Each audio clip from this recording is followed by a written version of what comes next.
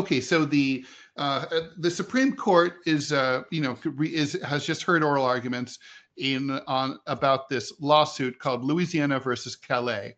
It's about court redistricting slash gerrymandering, in the House of Representatives, Right. and they're trying to determine. And under the Voting Rights Act of 1965, the act requires that racial composition be taken into account in redistricting, and specifically that you can't use redistricting to, for example, chop up contiguous Black neighborhoods into separate voting districts in order to separate what would be most likely a majority Democratic vote.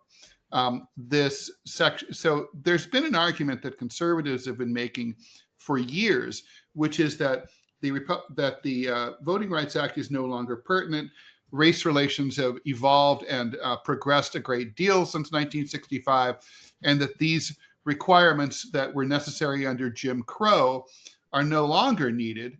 And so it looks like the Supreme Court, with its 6-3 conservative majority, is inclined to agree with the Republicans on this point, and then that'll go away. If you look at the map in the New York Times story about this, you see basically a sea of red districts in the South, as you'd expect.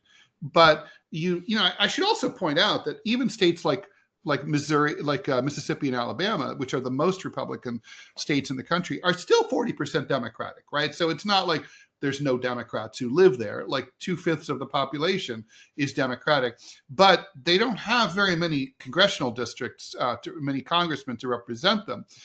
This situation will make it so that there's almost no, Democratic seats anywhere in the South.